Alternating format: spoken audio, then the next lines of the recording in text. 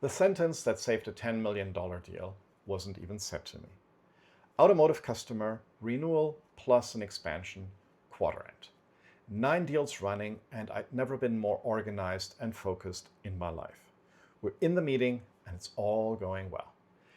But the operations director says something to the guy sitting next to him, half a sentence, something about reshuffling their supply chain team. It wasn't addressed to me, it wasn't on my agenda, and my agenda was actually working. So everything in me wanted to file it under noise and just move on to the next item. But I heard it anyway. And I want to be precise about why, because it'd be easier for me to tell you I'm just super sharp. I've got ADHD.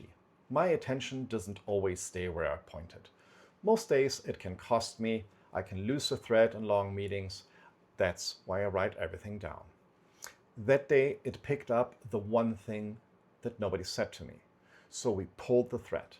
That reorg was about to move the budget holder out of the decision tree. We rebuilt the case around the new structure before it happened. The deal closed. And here's the part I actually think about. For 20 years, people told me that wiring was the one thing to fix. Sit still, stay on the agenda, stop chasing the thing in the corner of the room. And in that meeting, the thing in the corner of the room was actually the deal. If you're in a revenue team and you're tired of being told that overloaded managers just need better habits, that's the territory here. The signals leaders miss before performance breaks. Subscribe and the next one will find you. I'm not telling you to go and get diagnosed. That's absolutely not the point. The point is the mechanism underneath it, and it's the part I didn't understand at the time.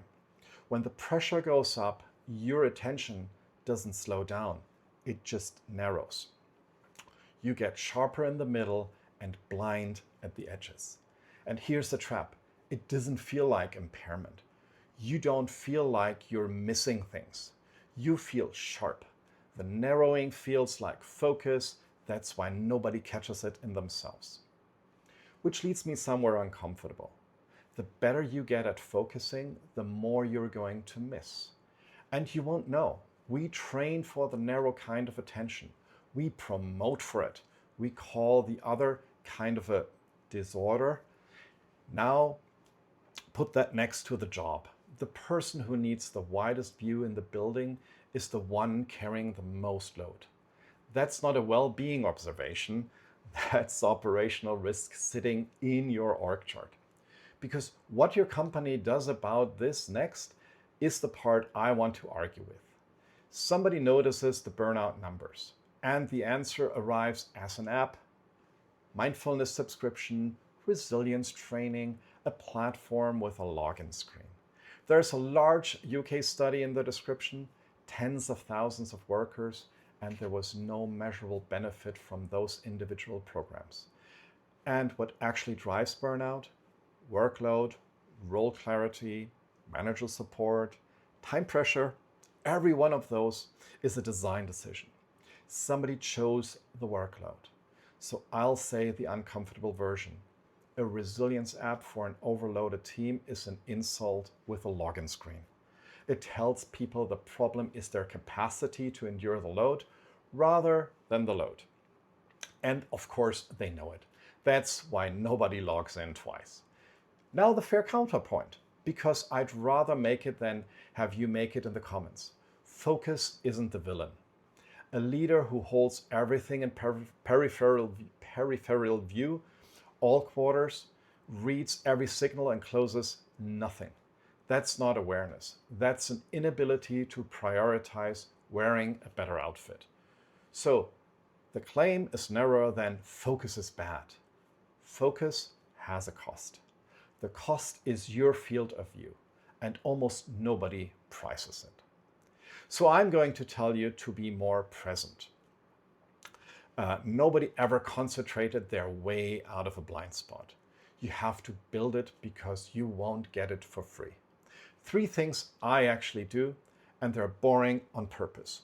1, an hour a week where the only agenda is what I haven't heard. no pipeline, no forecast, no slides.